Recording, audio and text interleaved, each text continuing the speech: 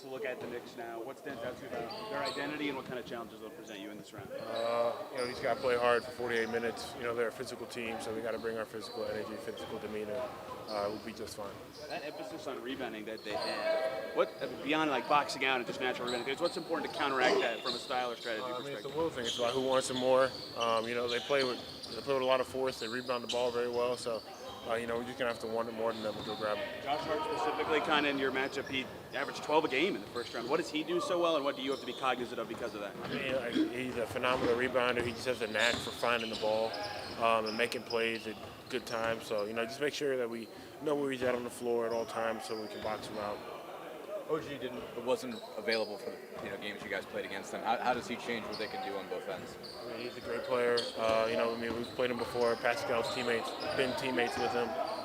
So I don't think we'll be surprised by anything. What were some of the things you learned in the first round? What were some of the things that you and your teammates learned in the first round? Just how hard winning in the playoffs are. It takes a full 48-minute effort. Whether you get off to a good start or a slow start, you got to fight for full 48 minutes to win these games. How valuable has Pascal been as a leader overall? I mean, he said he's not usually a vocal guy, but he's kind of made a point to kind of talk more because he's been through some things that you guys haven't. He's been huge. I mean, after we had a tough loss in Milwaukee, he sat down to the group, he talked to us, and he helps motivate us, helps us keep our cool, and make sure we keep the main thing. Knicks closeout game, they played 6 guys, and their 7th was at like 9 minutes. You guys played 9, all over 10 minutes. What kind of value do you feel like depth will have for you guys in a series like this? Like you said, they play heavy minute guys, so we just got to make sure that we beat us and run. Use our energy, use our depth, as you said, like number 1 bench in the league for a reason. So I think it will be 2 an advantage for us.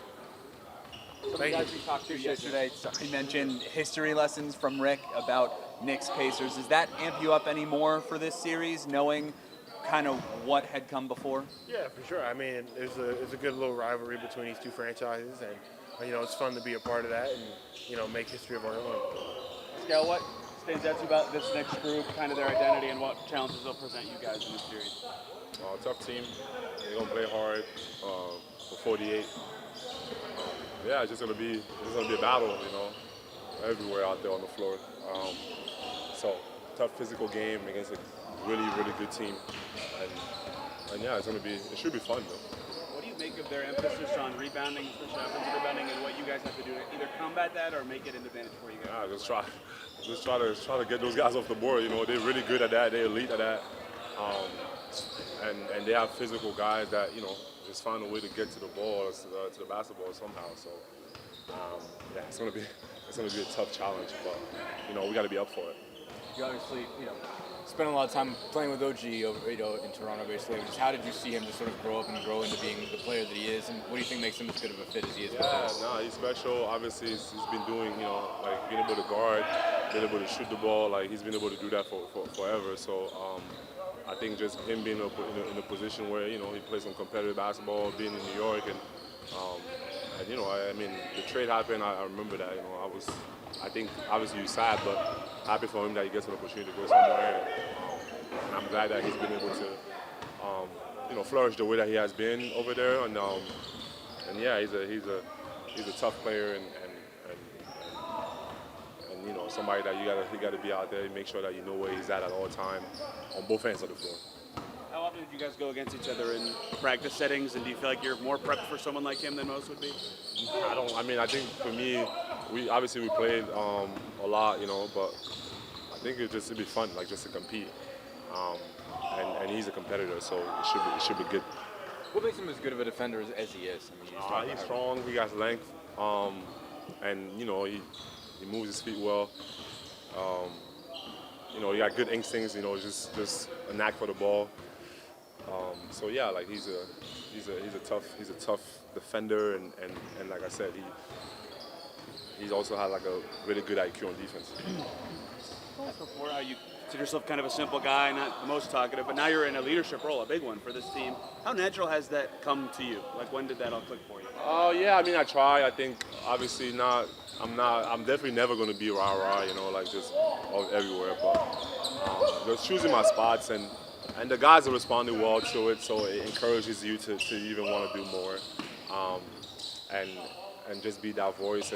And I think in moments where things are not going so well, I think for me that's like the moments where I want to kind of like get in there more. It's easy when everything is going well and everyone is feeling good to talk, but when those tough moments comes, like that's when I think my voice is needed, and just in terms of like the experience that that I have, and just making sure that everyone stays level-headed and that we understand that it's going to be a grind. There's going to be a lot of ups and downs, and that's the beauty of playoff basketball. So yeah. Maybe the result of the first round speaks for itself, but do you feel like your teammates responded well to that in the first round? No, I mean, like I said, I'm not going to take credit for it, but I think it's just. I think before it was like, oh yeah, like it's the first playoff, but now we're in second round, so it's like the experience, and you've seen, I think the guys seen like what happened from one game to another game, and how things can change so quick. So I think the more we go, the more experience we're gonna have. But I think that the guys know, so we just got to continue to do that.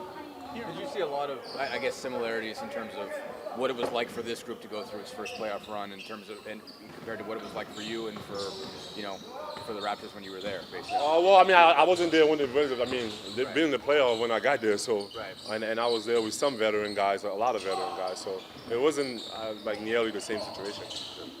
Hearing from some of the guys yesterday, they said Rick was giving history lessons about Knicks Pacers and the rivalry from mostly the 90s and the matchup in the 2010s. Does that excite you for there to be a rivalry matchup like that in the playoffs? I'm trying to win playoff games. To be honest, most of that time I wasn't even watching basketball, so some of it I don't know. But I don't think it matters. Like, teams are different. It doesn't matter. We got to go out there and we have playoffs games, and it's going to be obviously a great atmosphere because we know how great that arena is. But other than that, it's just basketball. Rick, we talked a little bit about the Knicks rebounding yesterday. What do you anticipate being important about that balance between them hitting the offensive glass and the way you guys like to run in transition, and how do you balance it as the Pacers coach specifically? We got to rebound the ball. I'm not really sure what your question is about balance, but we need to rebound the ball. We need to rebound the ball before we run. We're not a release on the shooter team. We're a defend and rebound team, and then when we get the ball, then we look to go. So we can't be cheating the process of rebounding basketball. You guys didn't see Anunoby this season when you played them, but how does he change the makeup of their team defensively with all he can do on that end? He's a great all-around player. You talked a little bit about Pascal's leadership, basically. He talked about how he's not really been asked to talk very much in previous times in his career, and he said basically that's been something that's been asked of him. Here, what's it been like for him to kind of establish a leadership style when he's used to being a, keep quiet, do your job type of guy? Well, we haven't asked him to do it, but he has felt comfortable doing it and speaking up in certain situations where the team is together. And so it's great to see. And this is part of the evolution of a young player to a young veteran player to a veteran player. So he's now a veteran guy. He's one of the lead guys on our team. And the fact that he's comfortable expressing certain things that he feels are important is a great thing. It's great. It's like our guys are all ears. What's been just the most important messages he's gotten across? I think, just in terms of whether it's been about playoff scenarios and everything, you're not going to tell me? Okay, fair. He's told us before that he's kind of quiet and likes to be simple. Did it come natural to him, and Pascal, sorry, he's quieter and simple as a person. Did it to you come natural to him to step up in a leadership role? He said he knew right away when he got here he'd have to be more of that kind of person. Well, oftentimes it comes down to, as a guy progresses in his career, and then if there's a trade like this, where he goes from one situation to another. Now he's coming to another young team, but he's clearly one of the veteran guys, and he has a championship ring, and he has that experience. So, it's a logical progression, but it's something that he has to feel right about. It can't be a forced thing.